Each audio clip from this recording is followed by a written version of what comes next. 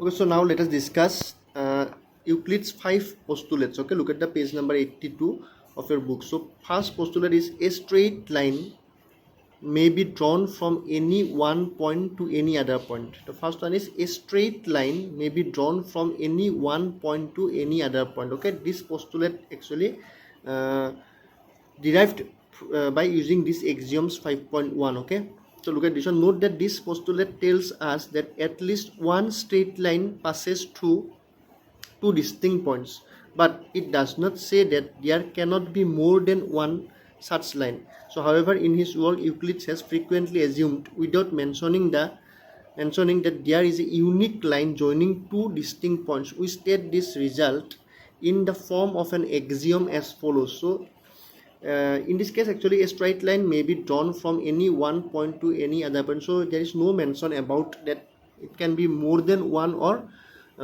this one. So that is why with the help of axioms 5.1 we can easily derive this one. So given two distinct points, there is a unique line that passes through them. So let us consider this figure.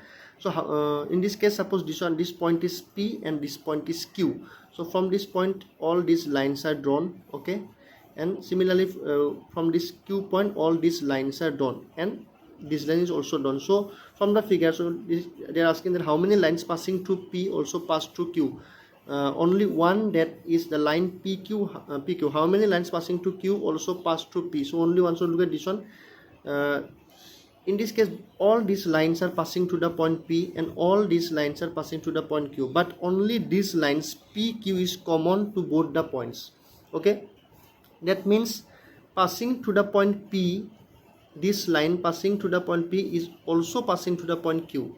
Okay, similarly you can say that the line passing to the point Q, this line is also passing to the point P. That means only one line PQ is common to both the point P and Q. That means the common line passing through both the points P and Q, you can say that the line PQ. That means there is only unique one line that can pass through two common point, two given points. That means thus the statements above is self-evident and so it is taken as an axiom. Okay, so remember this axiom.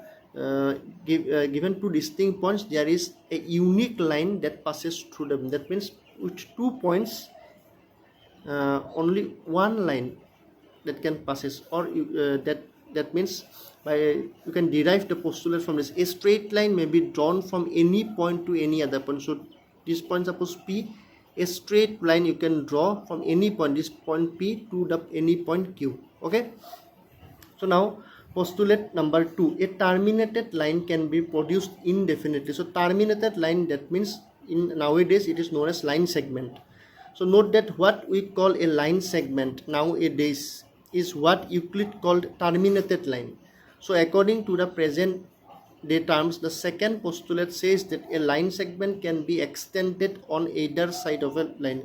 So it is very easy. Suppose you consider AB as a line segment. That means you can you can produce this AB line to infinity, or to a form of a line like this one to the side of B and to the side of A also. That means a line segment or a terminated line can be produced indefinitely or indefinitely or to the infinity in both ways. Okay, so now postulate number 3, a circle can be drawn with any center and any radius. It is very easy and very important to the concept of circle. If you have a center and if you have a radius, then you can draw any circle. So in later on in circle chapter you can learn about these things, or in class 10 you also learn about how you can draw a various type of circles with the help of one center and various radius. So that means if one radius and one center, that means a radius and the center is known to you, then you can draw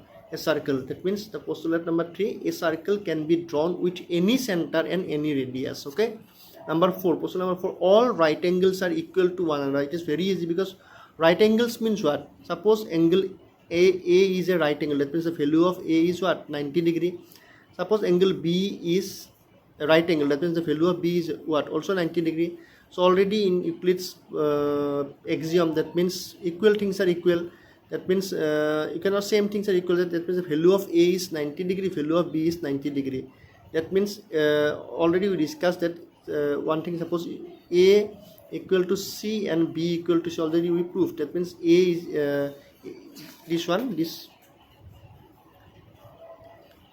things which are equal to the same thing are equal to one another. So that means you can use this and A equal to B. So all right angles are equal to one another. Postulate number 5. Postulate number 5 is very important. If a straight line falling on, okay, our next video I will in the next video I will prove the postulate number 5. Okay.